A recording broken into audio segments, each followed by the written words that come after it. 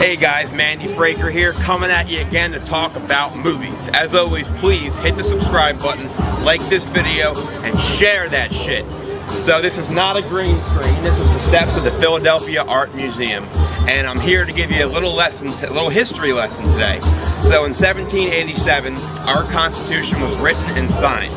But something even cooler happened nearly 200 years later in 1976. Sylvester Stallone walked into an interview to audition for an acting job, and they didn't give it to him. He said, well, you know, I'm also a writer. Well, what do you got? Well, I got this movie about a down-and-out guy who becomes a boxing phenomenon, or whatever you want to call it. And they offered him $350,000. At that time, he only had $106 in the bank, and he had just sold his dog. So, of course, he likes $350. But they said, you can't be in it. And he said, well, you know, if I can't be in it, then you don't get it. Eventually, they negotiated it down to like $36,000, and he could be in the movie.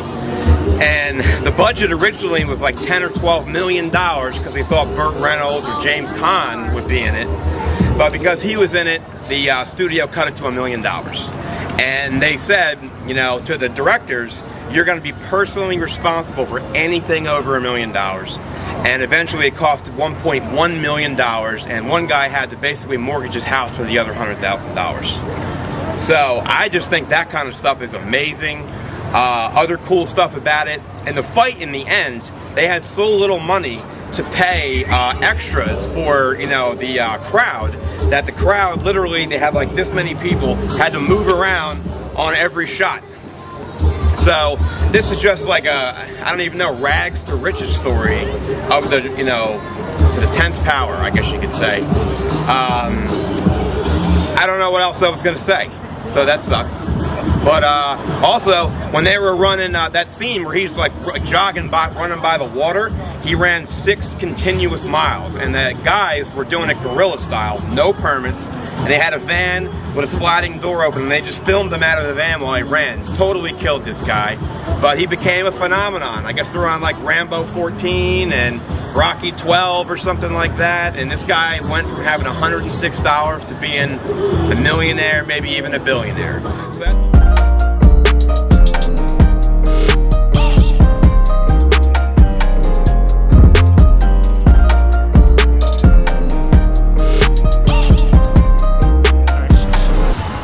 So we're here at the Rocky statue. This statue appeared first in Rocky 3. This is where Mr. T challenges him. And then it's in the rest of the Rocky movies, of course. It used to be at the top of the steps. They've moved it around a lot over time. I don't have the whole history down about that. Wanted to give you one more quick fact. So Burgess Meredith, who plays Mickey, if you haven't gone that far back with your movie watching, he's also in Grumpy Old Men. But anyhow, the reason why he got the part in Rocky is because nobody else wanted it. Because when somebody would audition, Sylvester Stallone would be like, all right, you're going to read for this part. And these people were so insulted that some idiot who'd never made a movie before had the audacity to have them read. And Burgess Meredith was the only guy that didn't care. And it turns out he was a perfect fit.